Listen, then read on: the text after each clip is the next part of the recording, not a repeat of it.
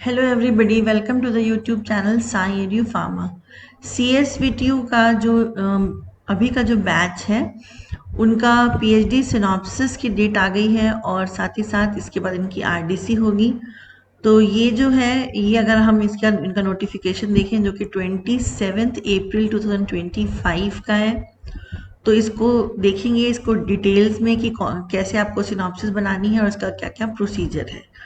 तो जो स्टूडेंट्स जो PhD scholars pre PhD course work examination 2025 को क्लियर कर चुके हैं, उनको अपना रिसर्च प्रपोजल की जो सिनॉप्सिस है उसको सबमिट करनी है अपने रिसर्च सेंटर की डिपार्टमेंटल रिसर्च कमेटी यानी डीआरसी को।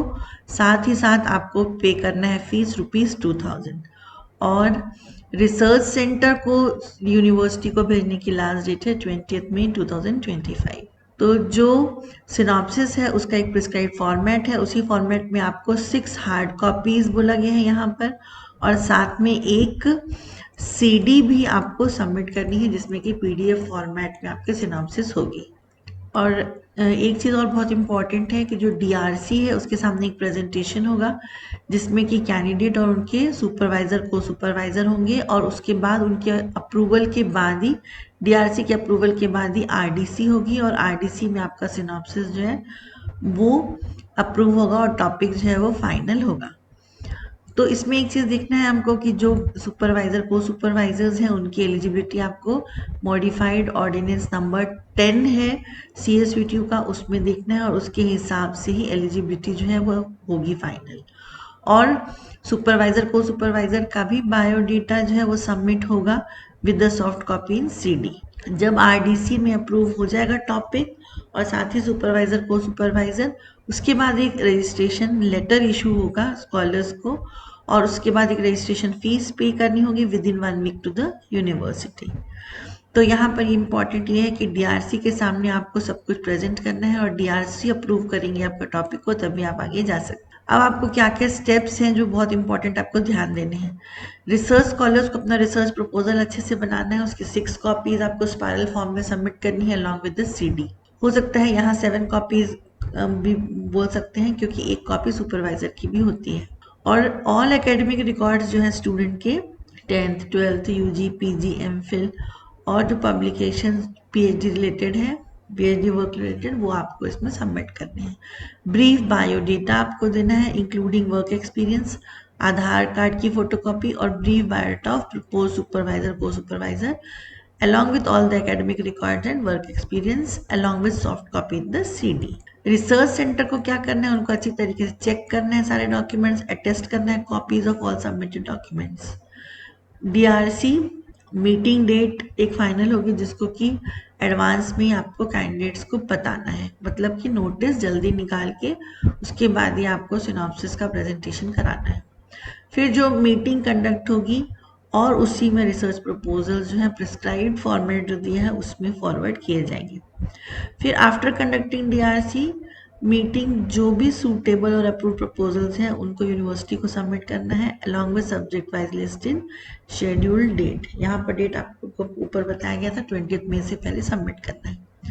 और साथ ही साथ इंडिविजुअल कैंडिडेट्स के जो रिकॉर्ड्स हैं उसको सेपरेट फाइल यानी कोबरा फाइल में सबमिट करना है। तो ये तो हुआ रिसर्च सेंटर का। अब ये जो है एक ये फॉर्मेट है इसमें यहाँ पर दिया हुआ है जो कि डीआरसी मीटिंग जब होगी तो उस समय फिल किया जाएगा, जिसमें रिसर्च सेंटर का नाम होगा, रिसर्च स्कॉलर का नाम होगा, discipline, roll number, enrolment number, और बहुत इंपॉर्टेंट है कि रिकमेंडेड है कि नॉट रिकमेंडेड है ये यहाँ पर टिक करना है, और मीटिंग डेट।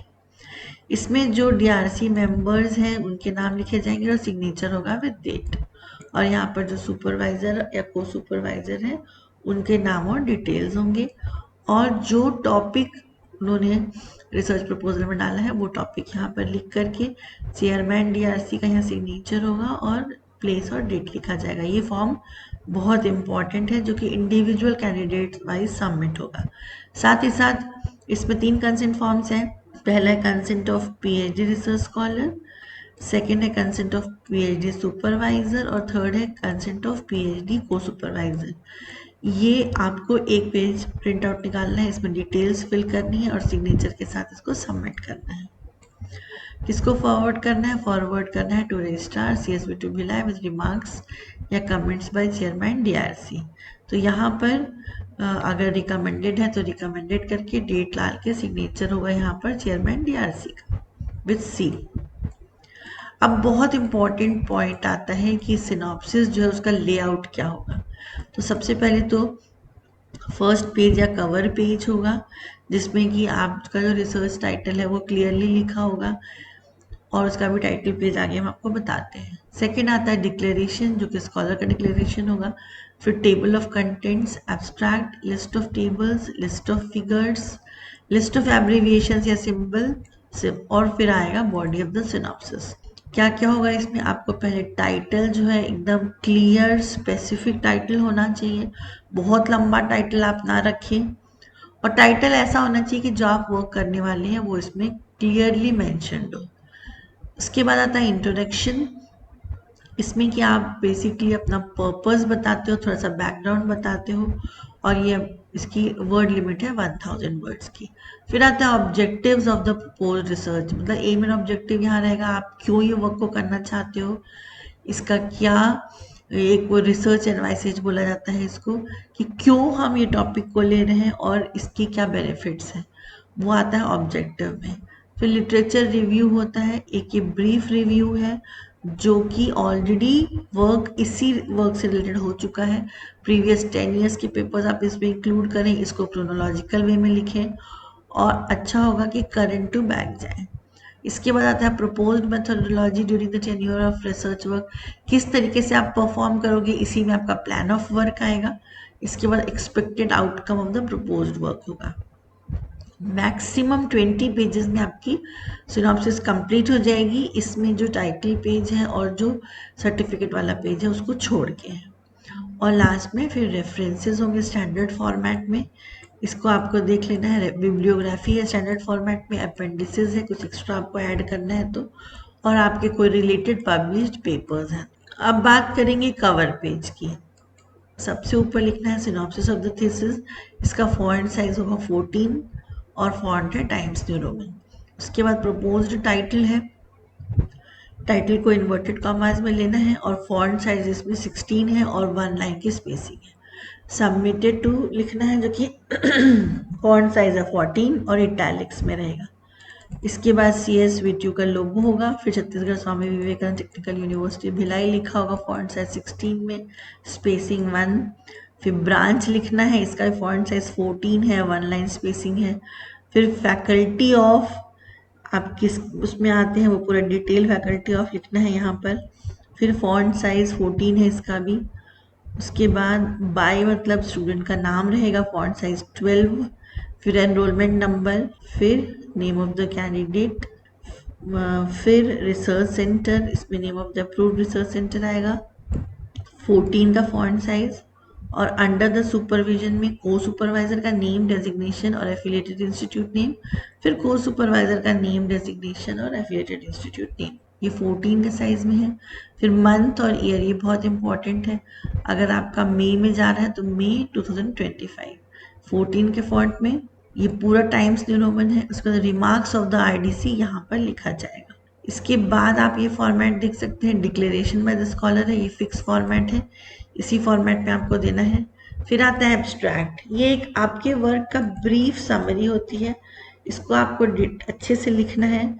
इसमें आपका क्या एम्स एंड ऑब्जेक्टिव्स है वो भी आएगा, क्या आपका प्रपोज्ड मेथोडोलॉजी, एक्सपेक्टेड आउटकम, ये पूरा इसमें आता है। इसके बाद 3 to 5 कीवर्ड्स इसमें लिखने हैं और कॉमा के साथ इसको सेपरेट करना है, इटैलिक्स में ये नहीं होना चाहिए और ये टाइम्स न्यू रोमन फॉन्ट में होगा। एब्स्ट्रैक्ट जो है वो इटैलिक्स में रहेगा। फिर आता है लिस्ट ऑफ टेबल, जो भी आपने टेबल्स इंक्लूड किए हैं उनका लिस्ट यहाँ आ जाएगा। फिर आता है आपका लिस्ट ऑफ फिगर्स, आपने अगर फिगर्स अपने सिनॉप्सिस में कुछ इंक्लूड किए हैं, लिस्ट ऑफ एब्रिविएशंस या सिंबल्स कुछ आपने यूज़ किए हैं। उसके बाद आएगा बॉडी ऑफ द सिनॉप्सिस। अब जब आपको लिखना है तो उसके लिखने की क्या गाइडलाइंस हैं, तो सभी हेडिंग्स जो हैं वो बोल्ड और 14 साइज में रहेंगे, स्पेसिंग 1.5 होगी और टाइम्स न्यू रोमन होगी। सब हेडिंग्स हैं वो भी बोल्ड में है पर इसका साइज 12 है और यहाँ स्पेसिंग 1 है। और जो उसके बाद अंडर हेडिंग्स हैं उनका भी साइज 12 है, पर ये बोल्ड नहीं है, 1 लाइन स्पेसिंग है, सभी पूरा ये जो है ये टाइम्स न्यू रोमन में है। अब और डिटेल में जाएंगे। जैसे टाइटल है, जैसे मैंने आपको बताया ब्रीफ होना चाहिए, सेल्फ एक्सप्लेनेटरी, मतलब टाइटल को देख के पता लगना चाहिए कि आप क्या वर्क करने वाले हो, और जो मेन ऑब्जेक्टिव है प्रपोज रिसर्च का उससे रिलेटेड होना चाहिए। और इसके बाद यहाँ पर ये बोल रहे हैं कि आप चाहें तो उसके नीचे एक स्पेसिफिक और डिस्क्रिप्टिव सब टाइटल भी दे सकते हैं ज़रूरत होगी तो। वैसे जनरली टाइटल ही एक दिया जाता है। और एक सबसे इम्पॉर्टेंट बात, जो आईडीसी में आपका टाइटल हो जाएगा एक बार अप्रूव, वो बाद में चेंज नहीं हो सकता है। इसलिए यहाँ आपको बिल्कुल केयरफुली बहुत ध्यान से अपना टाइटल को फाइनल करना है। और यहाँ पर सुपरवाइजर, को सुपरवाइजर्स और डीआरसी मेंबर्स, इन सबकी रिस्पॉन्सिबिलिटी होती है कि अच्छी तरीके से देख करके टाइटल को फॉरवर्ड करें फॉर आईडीसी। अब जैसे मैंने बताया इंट्रोडक्शन जो है उसमें पर्पस ऑफ द रिसर्च आपको बताना है, 1000 वर्ड्स का है। इसमें क्या क्या हो सकता है, बैकग्राउंड ऑफ द स्टडी होगा, प्रिविलेज स्टैटिस्टिक्स होगा, फिर प्रॉब्लम स्टेटमेंट होगा, उसके बाद कौन कौन सी थ्योरीज एंड मॉडल्स हैं जो ऑलरेडी अवेलेबल हैं, ऑब्जेक्टिव्स है, सिग्निफिकेंस है, स्कोप ऑफ द स्टडी है, ये सब आ जाएगा इंट्रोडक्शन में। इंट्रोडक्शन अच्छे से आपका लिखा हुआ होना चाहिए। फिर ऑब्जेक्टिव्स हैं, ऑब्जेक्टिव्स 4 to 5 ऑब्जेक्टिव्स के पॉइंट्स होना चाहिए। जो आपने प्रॉब्लम लिया है उसी प्रॉब्लम से रिलेटेड आपके ऑब्जेक्टिव्स होना चाहिए। लिटरेचर रिव्यू ब्रीफ होगा, 30 to 50 रिसर्च पेपर्स आप इसमें इंक्लूड करेंगे, और प्रीवियस 10 to 15 ईयर्स का आपको डेटा जो है वो देखना है और उसके पेपर्स आपको लेने हैं। और जो main content of the paper है उसको 3 to 6 लाइन्स में आपको डिस्क्राइब करना है। ये आगे एक टेबल फॉर्म में आएगा। तो इसको किस तरीके से आप बनाएंगे उसको अभी हम आगे देखेंगे। तो लिटरेचर रिव्यू जो है बहुत इंपॉर्टेंट है, इसको अच्छी तरीके से करना है। और इसके मेन कैरेक्टरिस्टिक्स क्या बता रहा है कि जो भी प्रोग्रेस उस फील्ड में हुई है वो आपको बताना है। फिर जो रिसर्च गैप है वो इससे समझ में आना चाहिए, और साथ ही साथ जो हम प्रॉब्लम को आइडेंटिफाई कर रहे हैं उसका बेसिक बैकग्राउंड इन रेफरेंसेस से आना चाहिए। अब एक चीज़ इंपॉर्टेंट है कि एक इन्होंने टेबल फॉर्म दिया हुआ है, उसी टेबल फॉर्म में आपको समरी ऑफ द लिटरेचर देना है।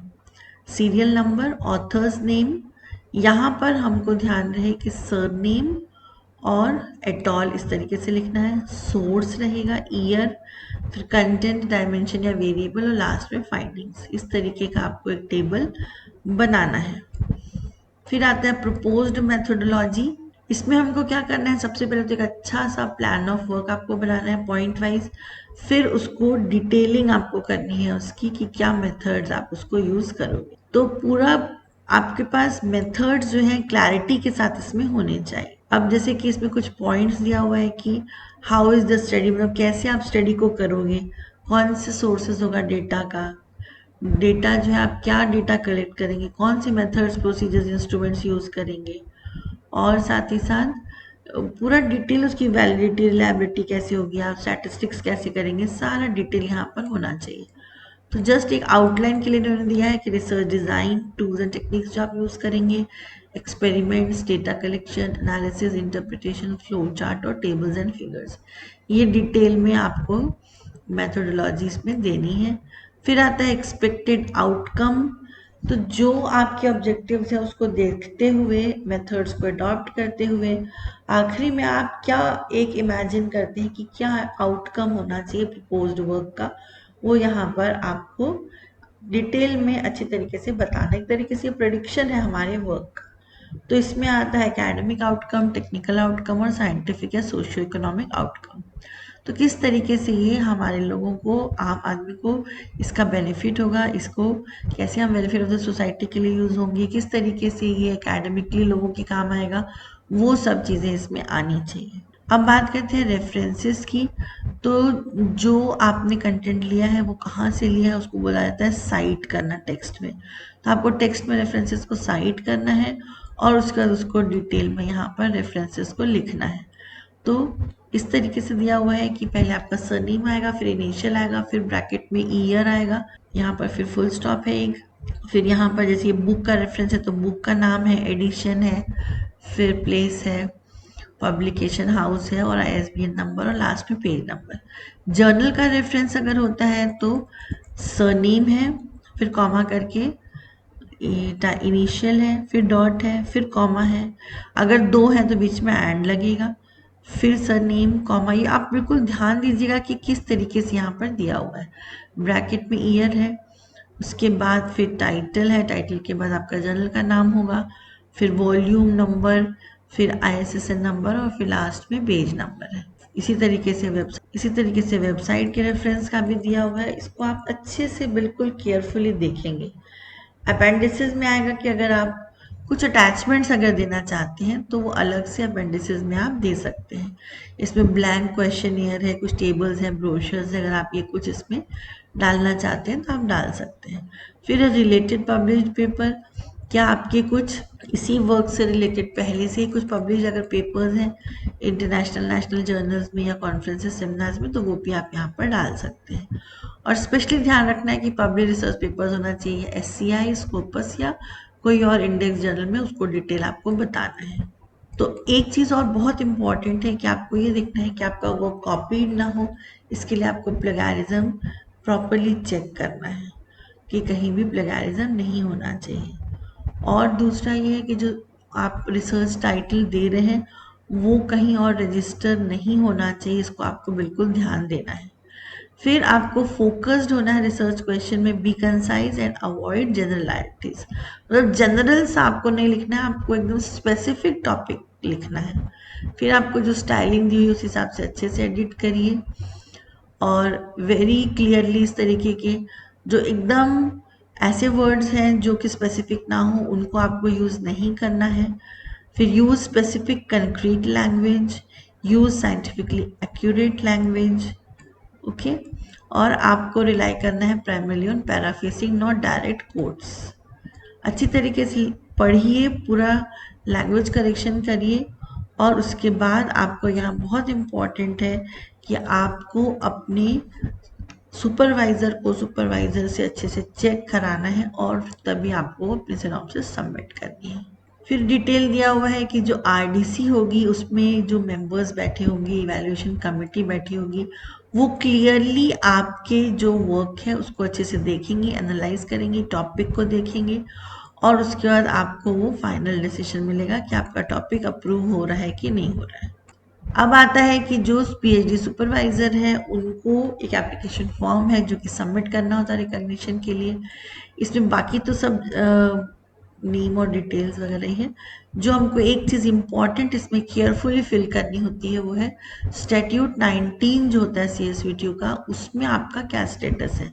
उसके लिए आपको क्या करना है, उसके लिए आपको जो सीनियरिटी लिस्ट है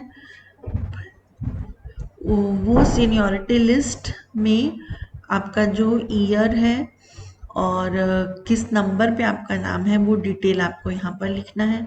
total teaching experience UG PG में कितनी है, डेट ऑफ बर्थ लिखना है, official address, permanent address, email address, यहाँ पर फोटोग्राफ अपने को लगानी है। और फिर एजुकेशनल क्वालिफिकेशन का टेबल है, रिसर्च एक्सपीरियंस आपका क्या है और ये एक बहुत इम्पॉर्टेंट है कि आपने कितने कैंडिडेट्स को सुपरवाइज किया है। और यहाँ पर रिसर्च पब्लिकेशंस को आपको करंट टू बैक में जाना है। स्पॉन्सर्ड रिसर्च प्रोजेक्ट्स हैं, फिर पेटेंट है और ये एक अभी नया ऐड हुआ है कि आपके पास कितनी सीट्स हैं, आपके पास अभी जो स्कॉलर्स हैं वो कौन कौन से रजिस्टर्ड हैं और उनका क्या करंट स्टेटस है। इससे ये पता चलेगा कि आपके पास कितनी वेकेंट सीट है। फिर बुक्स है, फिर कॉन्फ्रेंसेस सेमिनार्स हैं, पेपर्स हैं और फिर लास्ट में जो PhD सुपरवाइज़र के लिए जो अप्लाई कर रहा है उनका सिग्नेचर है और इसको फिर इंस्टीट्यूट में सबमिट करना होगा। फिर वहाँ से हेड के सिग्नेचर के साथ आगे सबमिट होगा। फिर ये रिकॉग्नाइज हुआ कि नहीं हुआ ये यहाँ पर जो डीन फैकल्टी होंगे, चेयरमैन BOS होंगे, उनका यहाँ पर सिग्नेचर होगा और फिर रजिस्ट्रार का सिग्नेचर होगा। तो ये आपका PhD सुपरवाइज़र का एक फॉर्म है जिसको कि आपको सबमिट करना है। सिमिलरली को सुपरवाइज़र का भी सबमिट होगा। और इसमें इन्होंने साथ ही साथ ऑर्डिनेंस 10 भी हमको दिया हुआ है। आपको कुछ भी डाउट है तो आप इसमें से देख सकते हैं। तो होप आपको क्लैरिटी मिल गई होगी। आप इसको अच्छी तरीके से फिल करें सिनॉप्सिस को और कुछ भी प्रॉब्लम है तो आप ऑर्डिनेंस 10 को देख सकते हैं। Thank you so much. Stay connected with Sai edu pharma.